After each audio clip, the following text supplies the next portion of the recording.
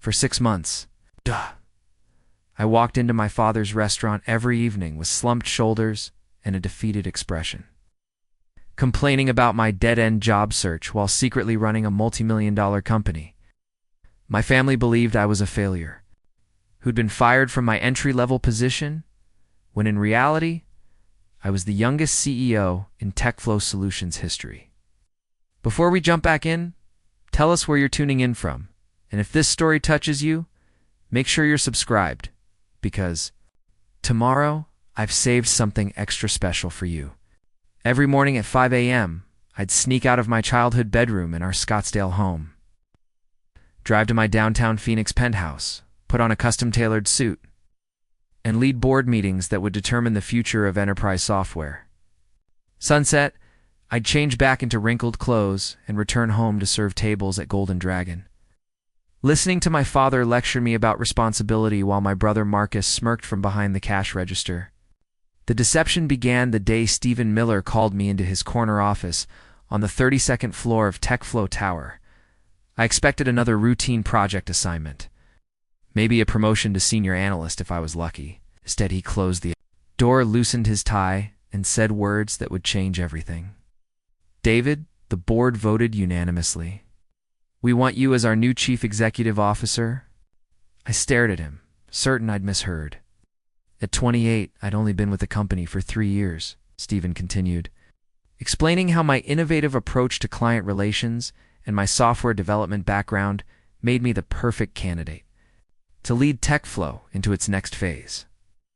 The salary alone was more money than my family's restaurant had made in the past 5 years combined. But then Stephen delivered the catch that would spark my elaborate charade. "There's just one condition. David, we need this transition to remain completely confidential for the next 6 months. Brian Thompson is launching a hostile takeover attempt.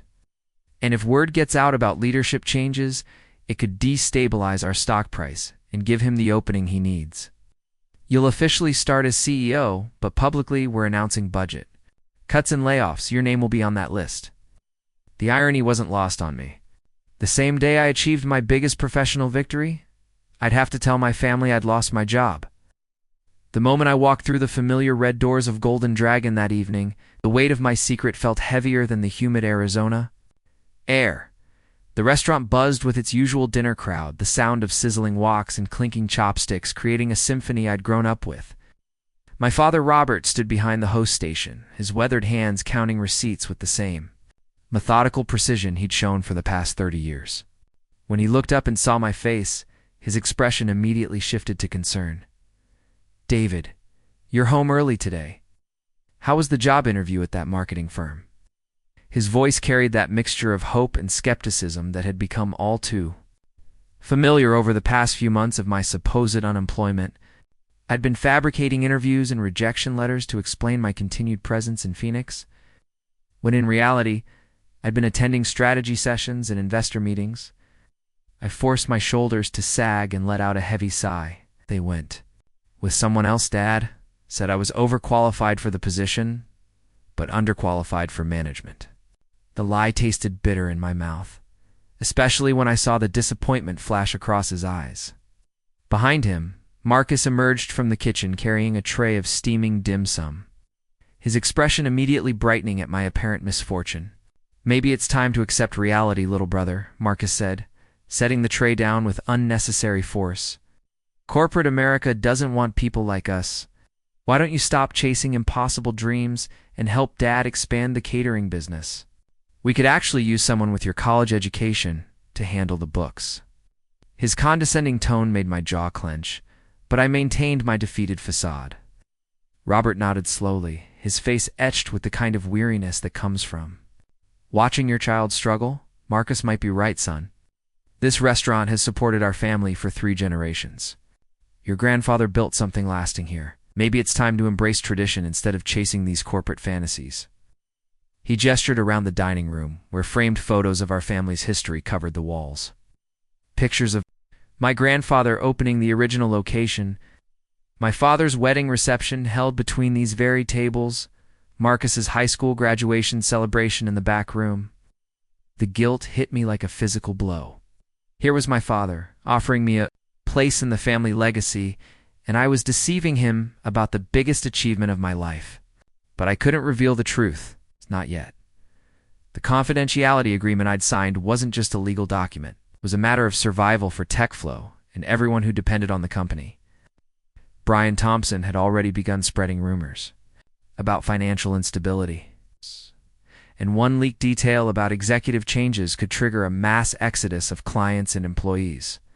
I appreciate the offer, Dad, but I need to keep trying. I have student loans to pay off and restaurant work won't cover them. Another lie, since my new salary meant I could pay off those loans in a single month. Maybe I could help out part-time while I continue job hunting?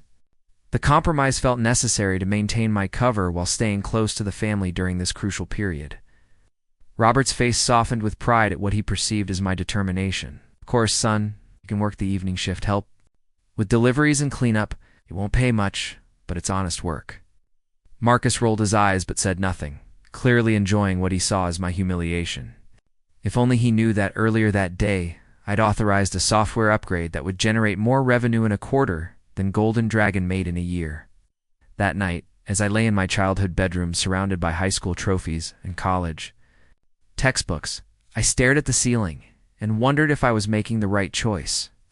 My phone buzzed with encrypted messages from Kevin Walsh about tomorrow's board presentation. Quarterly projections that showed TechFlow's unprecedented growth under the transition plan Stephen and I had developed. In a few hours, I'd wake up. Before dawn, drive across the city to my penthouse, and step into a role that commanded respect from industry leaders twice my age. Then I'd return here, put on an apron, and let my family believe I was a failure. The deception felt wrong, but the alternative seemed worse. My family had always viewed my corporate ambitions with suspicion, seeing them as a rejection of our cultural values and family traditions. If they knew I'd achieved the kind of success they'd always insisted was impossible for someone like us, it would shatter their worldview and create divisions that might never heal. Better to let them think I was struggling while secretly working to secure not just my future, but theirs as well. Little did I know that my carefully constructed lie would soon become the foundation for revelations that would test every relationship I held dear and force my family to confront truths about success, loyalty, and the price of keeping secrets that cut both ways. The alarm on my phone vibrated silently at 4:30 a.m., a full hour before I needed to leave for TechFlow Tower. I'd learned to set multiple quiet alarms after Marcus complained about my restless sleeping disturbing his room next door. The darkness of my childhood bedroom. I carefully gathered the clothes I'd laid out the night before. A crisp white dress shirt still in its dry cleaning bag, navy blue slacks, and Italian leather shoes that cost more than most people's monthly rent. These items lived in a hidden compartment I'd built behind my old bookshelf, stized among textbooks and childhood novels. The drive from Scottsdale to downtown Phoenix had become my daily meditation. 40-minute transition between two completely different versions of myself. As the suburban sprawl gave way to gleaming office towers, I'd mentally shift from David the disappointing son to David the CEO. My penthouse apartment on the 28th floor of the Meridian building served as both my secret residence and my transformation chamber. The floor-to-ceiling windows offered a commanding view of the valley. On clear mornings like this one, I could see all the way to the mountains that ringed our desert city. Stephen Miller was already waiting in the executive conference room when I arrived at TechFlow Tower, his silver hair perfectly styled despite the early hour. "Morning, David. Ready for the quarterly review with the investment committee?"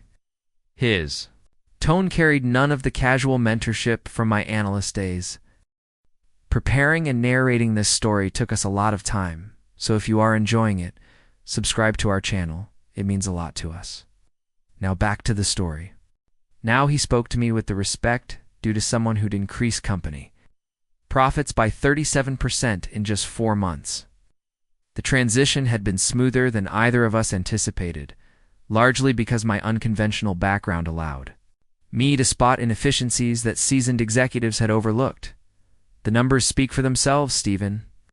Our client retention rate is at an all-time high, and the new software modules are generating revenue streams we hadn't even projected. I pulled up the presentation on the smartboard. watching as graphs and charts filled the screen with evidence of TechFlow's remarkable growth. But I'm more concerned about Brian Thompson's latest moves. Kevin's intelligence suggests he's been meeting with several of our major clients, spreading doubt about our stability.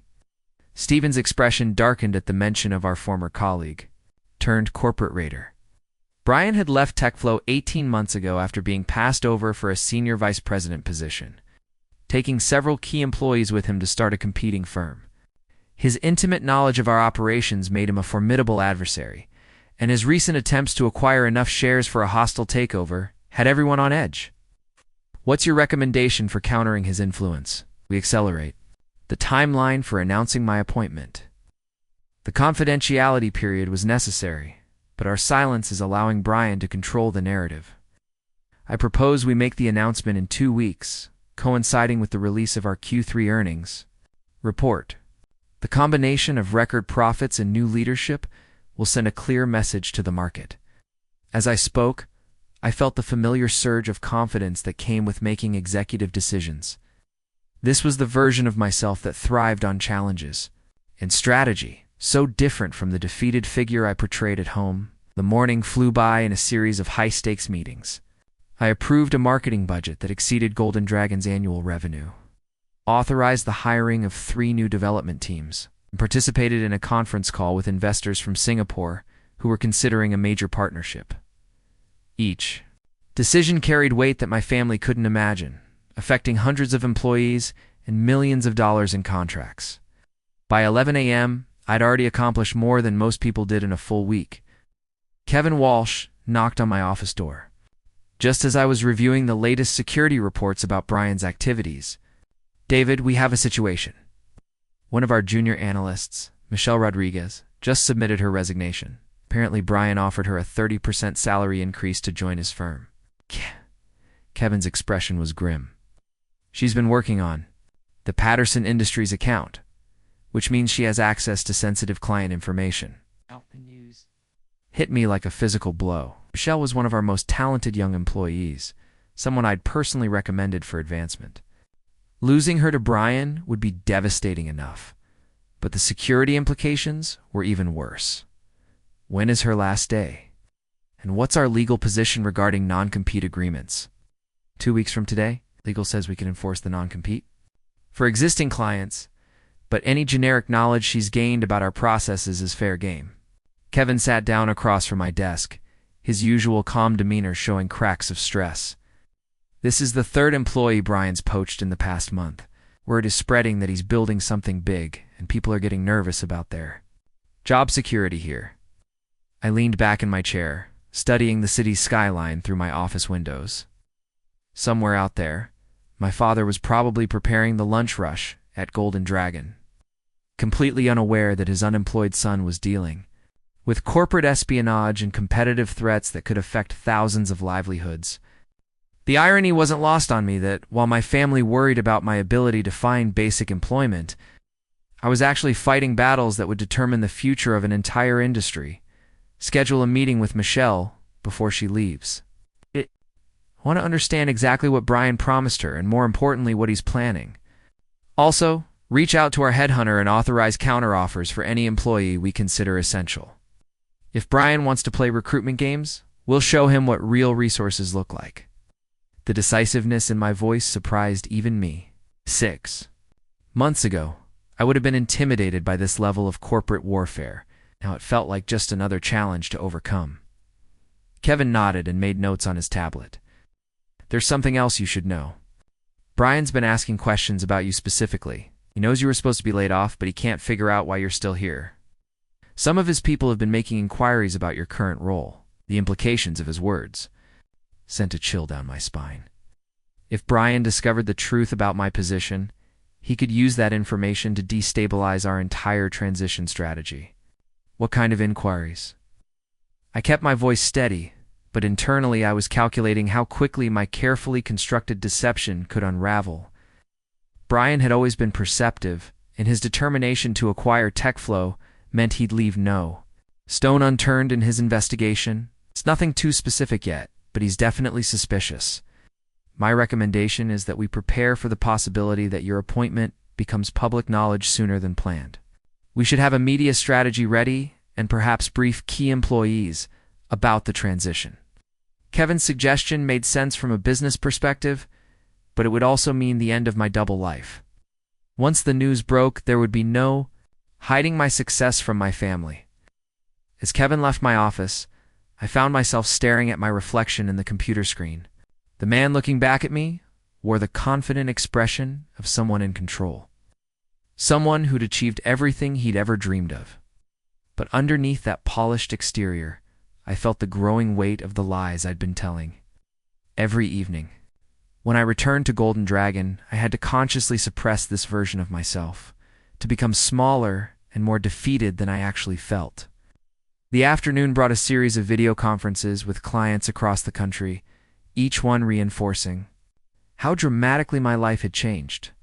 CEOs of Fortune 500 companies spoke to me as an equal, seeking my advice on technology, implementations, and strategic partnerships. These were conversations that would have seemed impossible just months ago, when I was still climbing the corporate ladder one rung at a time. Now I stood at the top, looking down at a landscape of possibilities that stretched far beyond anything my family could imagine. But as 5 o'clock approached and my workday began winding down, I felt the familiar anxiety that came with my evening. Transformation. In 30 minutes, I'd have to shed this confident executive persona and become the struggling job seeker my family expected to see. I'd have to listen to Marcus's condescending advice and my father's well-meaning lectures about accepting reality, all while keeping my mouth shut about the fact that I was living a reality they'd never considered possible.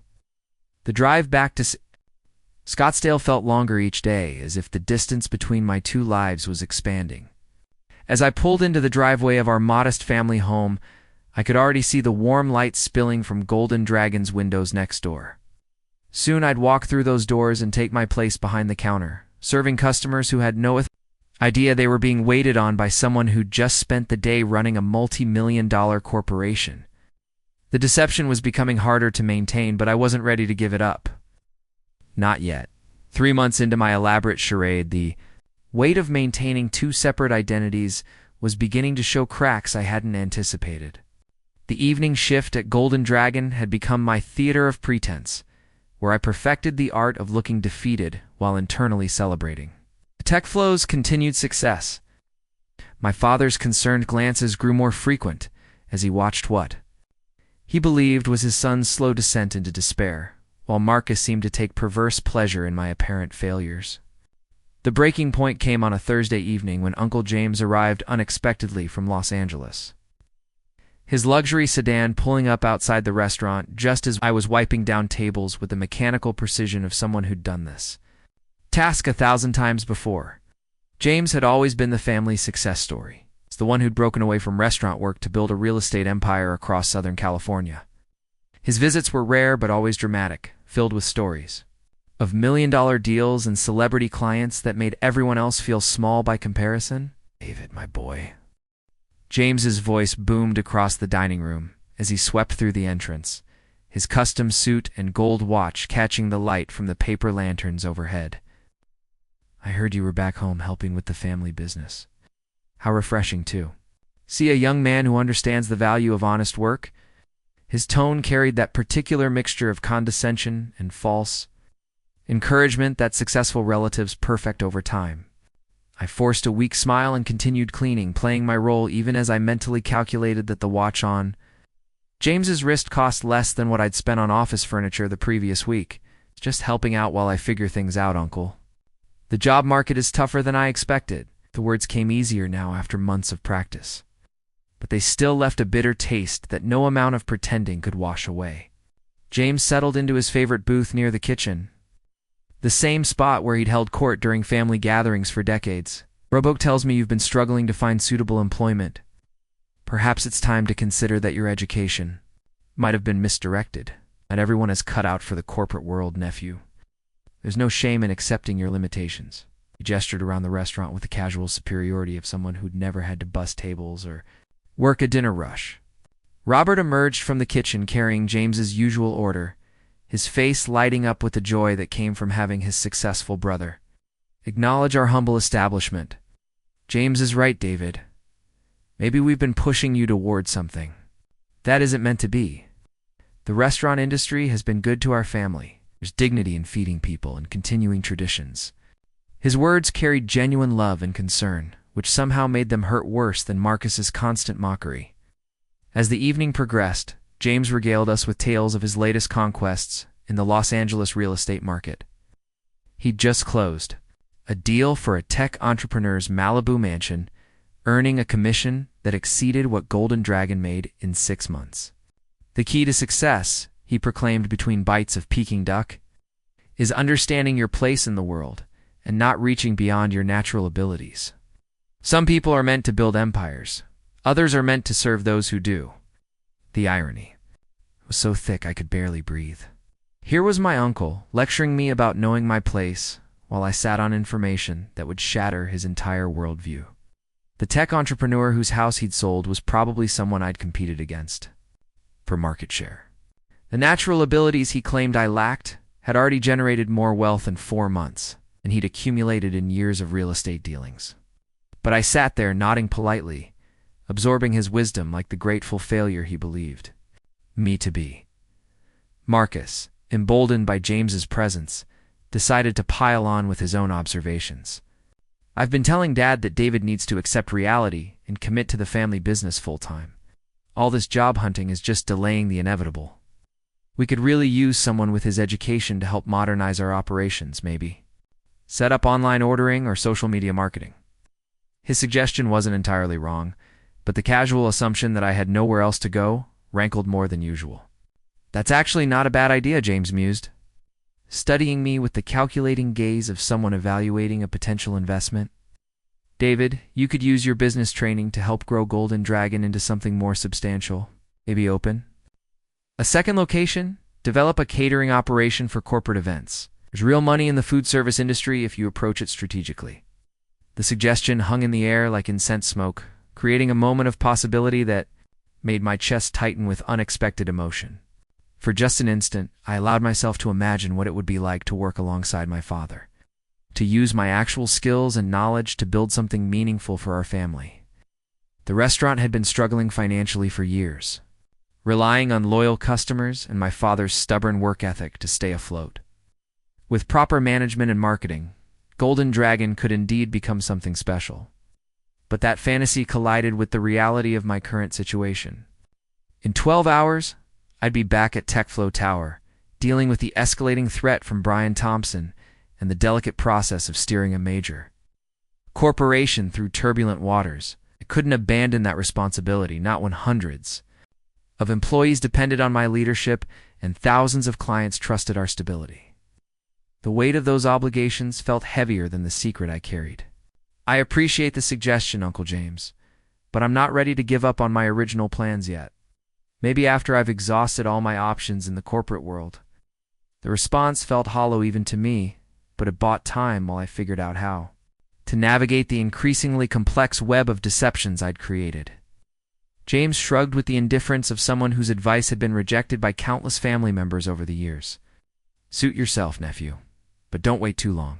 Opportunities have expiration dates, and pride is expensive luxury when you're unemployed.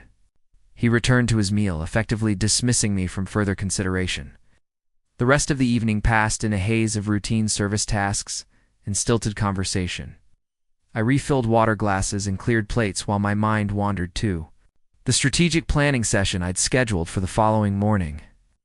Kevin had discovered that Brian Thompson was courting additional investors, apparently preparing for a more aggressive takeover attempt. The intelligence suggested he'd identified weaknesses in our client retention strategy and was preparing to exploit them systematically. As closing time approached, I found myself alone in the kitchen with my father, loading the industrial dishwasher with the day's accumulated plates and utensils. The repetitive work had become oddly meditative, a sharp contrast to the high stakes decision-making that filled my days at TechFlow. Robert worked beside me in comfortable silence, occasionally humming old Chinese songs under his breath. "David," he said finally, his voice carrying the weight of carefully considered words. "I know James can be difficult sometimes, His success has made him forget what it's like to struggle, to feel uncertain about the future. But underneath all that bluster, he cares about family. We all do. He paused, looking directly at me with eyes that held decades of wisdom earned through hard experience. Whatever happens with your career, remember that you always have a place here.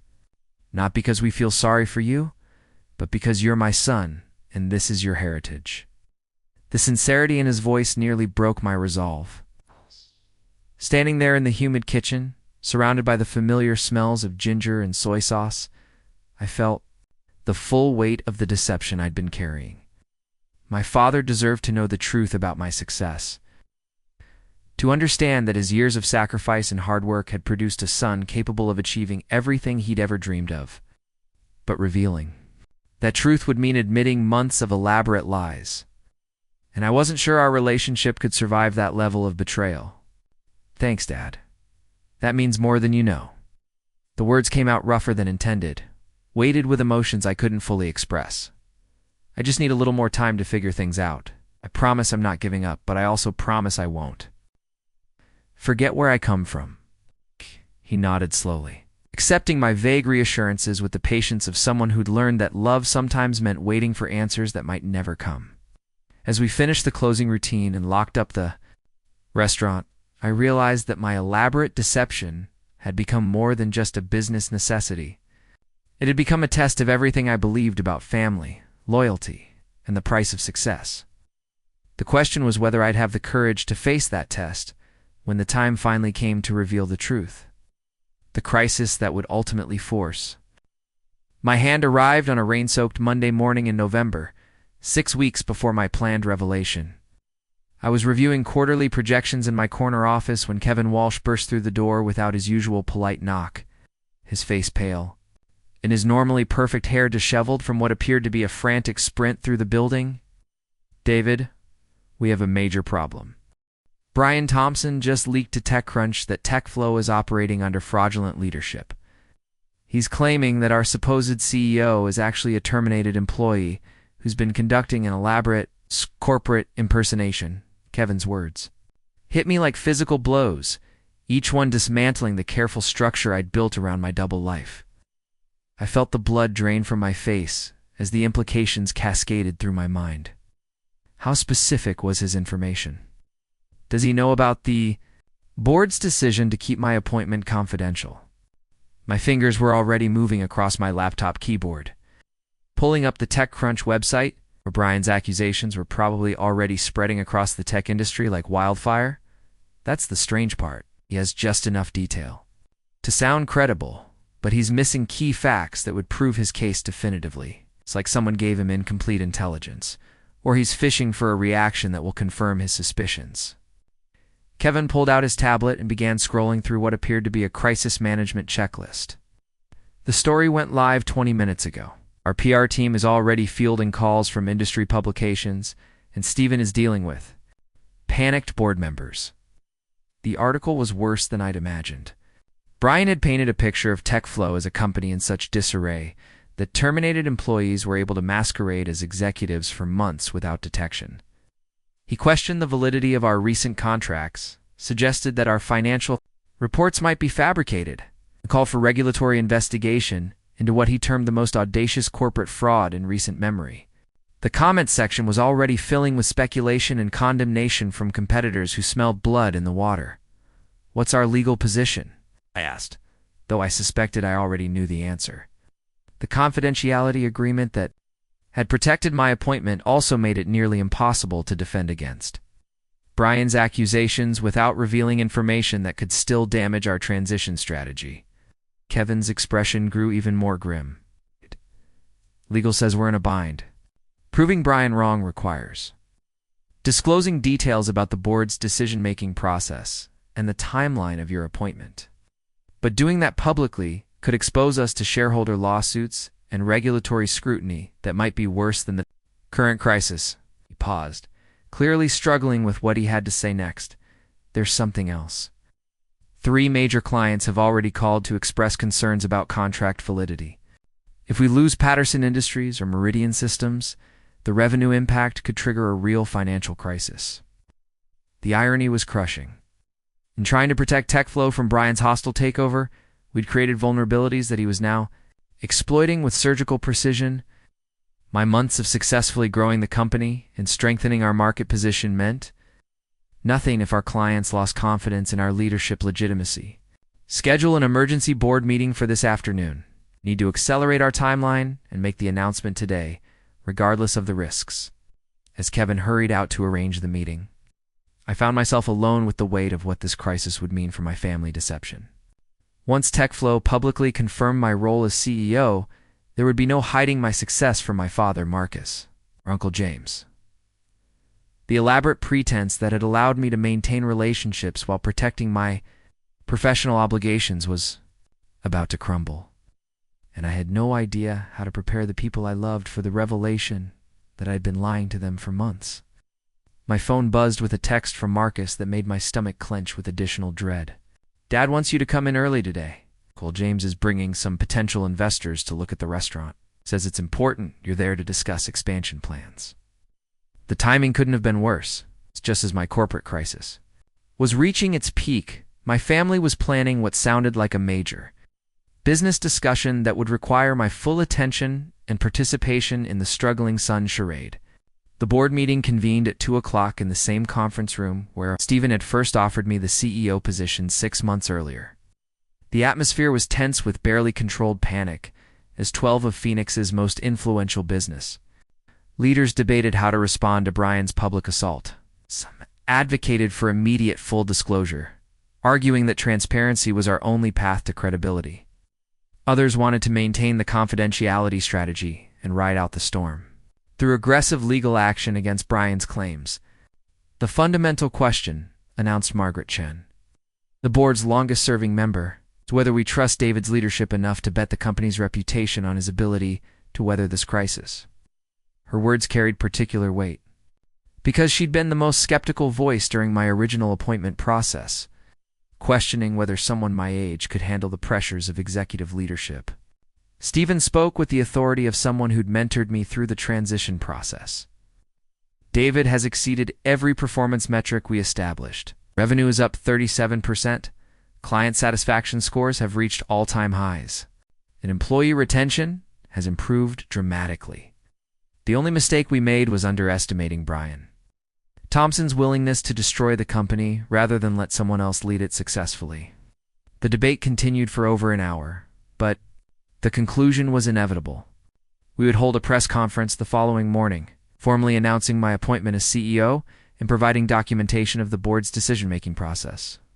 The legal team would simultaneously file defamation charges against Brian, though. Everyone understood that the damage to our reputation might be irreversible, regardless of legal outcomes. As the meeting concluded, I realized I had less than 18 hours to figure out how to tell my family that they're unemployed. Son was actually the leader of a major corporation. The conversation I'd been dreading for months could no longer be postponed, and I had no script for explaining why I'd chosen deception over honesty with the people who loved me most. The drive to Golden Dragon felt like traveling to my own execution. The restaurant was busier than usual, filled with the energy that came from potential investment discussions and expansion planning. Uncle James held court at the center table, gesturing animatedly as he described his vision for turning our single location into a regional franchise operation. My father listened with the careful attention of someone whose dreams were finally being taken seriously by family members with actual resources. "David, perfect timing," James called out as I entered, his voice carrying the forced enthusiasm of someone who'd been waiting to spring an elaborate surprise. "I've been telling these gentlemen about your business education and your ideas for modernizing restaurant operations. They're very interested in hearing your thoughts on Golden Dragon's growth potential." 3 men in expensive suits turned toward me with polite curiosity, clearly expecting to meet an ambitious young entrepreneur eager to discuss expansion strategies and market penetration. Instead, they saw someone who's carefully maintained. The facade of defeat was beginning to crack under pressure I couldn't explain. The cognitive dissonance between my actual capabilities and my performed limitations had never felt more apparent or more dangerous. "I appreciate the opportunity," I managed, settling into an empty chair while my mind raced through the implications of this unexpected development. But I should probably mention that I might not be available for restaurant expansion in the immediate future. My job situation might be changing soon. The vague statement was the closest I could come to preparing them for tomorrow's revelation without breaking the confidentiality restrictions that still technically applied. James's expression shifted from enthusiasm to disappointment, then to barely concealed irritation. David, this is exactly the kind of thinking that's been holding you back. These gentlemen are offering real opportunity, and you're hedging about hypothetical job prospects. Sometimes you have to choose between dreams and reality. His words carried the sharp edge of someone whose patience with family obligations was wearing thin. One of the investors, a silver-haired man named Gerald Morrison, leaned forward with genuine interest. What kind of job situation are you referring to, David? James mentioned you've been between positions for several months. Is something new developed? His tone was professionally curious rather than judgmental, but it still made me feel like I was standing on quicksand.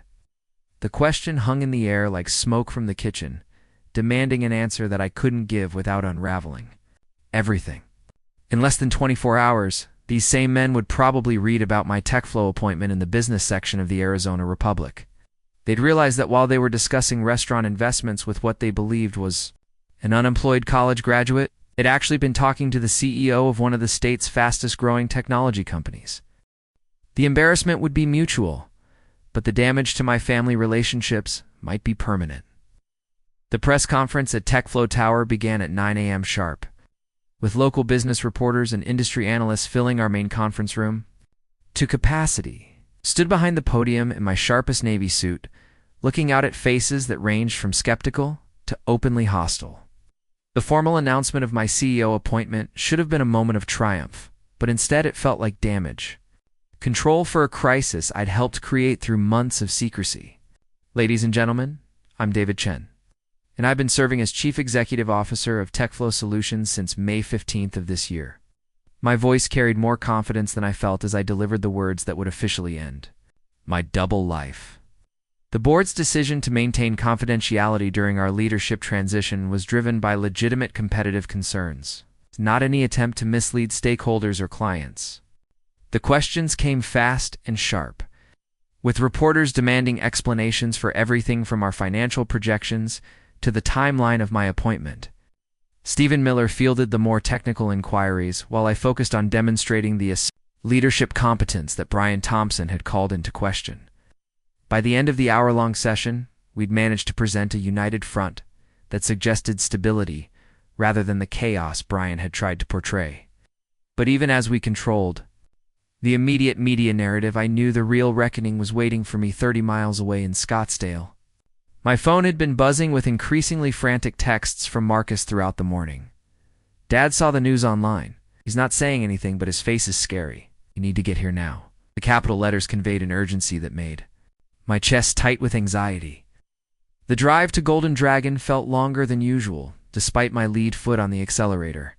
I'd rehearsed dozens of explanations during sleepless nights over the past months, but none of them seemed adequate for the conversation I was about to have. How do you tell your father that, while he worried about your ability to find basic employment? You're actually running a company worth more than he could imagine. How do you explain months of elaborate deception to people who'd shown you nothing but love and support? The restaurant was closed for the lunch shift, its red doors locked and windows dark in a way that felt ominous. I used my key to enter through the back alley, walking through the familiar kitchen where I'd spent countless evenings pretending to be someone I wasn't. The dining room was empty except for my father, who sat alone at our family's usual table with a laptop open in front of him. The screen showed the TechCrunch article about my appointment, complete with a professional headshot I'd forgotten existed. Robert looked up as I approached, his expression unreadable in a way that reminded me of poker games from my childhood. "Sit down, David." His voice carried none of its usual warmth, replaced by a flatness that made my stomach clench with dread. "I think we need to discuss your recent career developments." I settled into the chair across from him, feeling like a defendant facing judgment. "Dad, I know this looks bad, but I can explain everything." The confidentiality agreement was legitimate. and I couldn't tell anyone about the appointment without risking serious legal consequences. The words sounded hollow even to me, a corporate excuse for personal betrayal. 6 months, David? For 6 months, you let me believe you were struggling. My son was a failure who couldn't find work in his chosen field. Robert's voice remained steady, but I could see the hurt building behind his eyes. I offered you everything I had, a place in the family business, my support, my understanding. And the whole time, you were living a completely different life. The accusation hit harder than anger would have. I'd prepared for shouting, for demands and recriminations, but this quiet disappointment was somehow worse. I wanted to tell you, but the timing never seemed right. First it was the legal restrictions, then it was protecting the company from Brian Thompson's attacks. I kept thinking I'd find the right moment to explain everything. The right moment. Robert closed the laptop with deliberate precision.